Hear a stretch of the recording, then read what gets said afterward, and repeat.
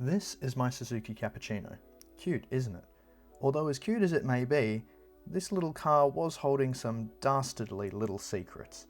So today I'm going to go through what it finally took to get this car back in reasonable mechanical condition and being able to drive it and actually enjoy the car. If you've been keeping up to date, you'll be familiar with the plethora of issues I'd been having.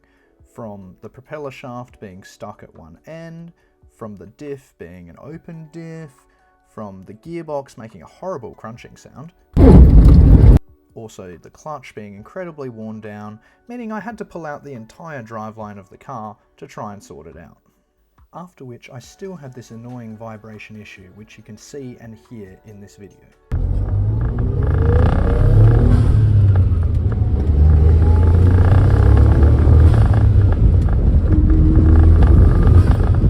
I then started going down the rabbit hole, changing the transmission mounts, changing the engine mounts, which I found to be dead, getting the wheels rotated and aligned, changing different drive shafts, trying a different propeller shaft. Hell, I even tried putting the open diff back in, but to no avail.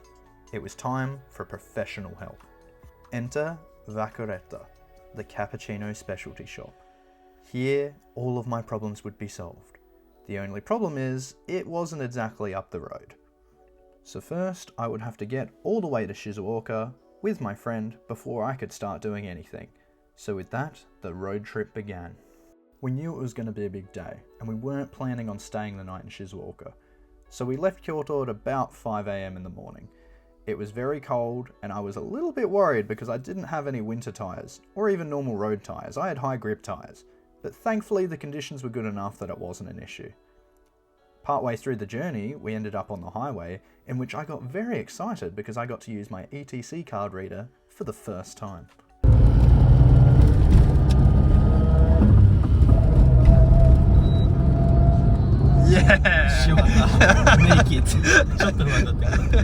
Now I know to most people watching that doesn't seem that special, but to me who's from a more, let's say, country area of Australia, we don't have ETC cards, we don't have toll roads, we don't have anything like that, so to me that's exciting. And everyone who has import cars here in Australia has the Japanese ETC card reader and they think it's very cool, but they've never used it. Well, guess what? I got to use mine, I was excited, leave me alone.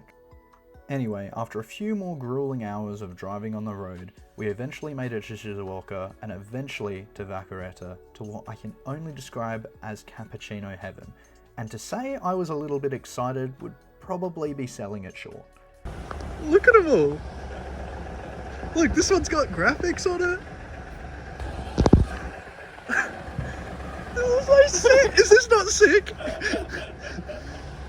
There were cappuccinos everywhere. There had to have been at least 20 or 30 of them. I was blown away. I mean, I expected quite a few, but this well and truly exceeded my expectations. The workshop was just full of cars, full of every cappuccino part imaginable. It was just insane. They had like 20 transmissions just sitting on the rack there. They had their time attack car, they had just engine blocks sitting around, like, just imagine a cappuccino part. They had like a dozen of them at least. It was just insane. But anyway, after the initial excitement, it was time to get to work. And after an initial diagnosis from the cappuccino specialist, he had settled that we needed to rebuild the diff. So that was going to be a big task, and my friend and I were up for it. Upon inspection of my two diffs, it was decided that we would combine my open diff with my LSD to create one quote-unquote good diff. Now the LSD did have some wear in the casing from where the clutches sat, which we decided to just file down and make smooth again. Now, is this the best option? No, you absolutely should buy a new one. But one, I had no money, and two, I had no time. I only had this day, so we had to make it work. And guess what? It totally worked, so not a big deal. Is it ideal? No, but we'll work with it. Anyway, we pulled it all apart, we had to put it all back together. At one stage we even had to buy some new screws, but of course I didn't have a car, so I had to borrow the cappuccino specialist's cappuccino, which by the way was really fun and had a little boost up and it was pretty quick. Then we had to go to this Superstorm Center, which actually was pretty cool in itself, and then we returned back to start putting the diff back together.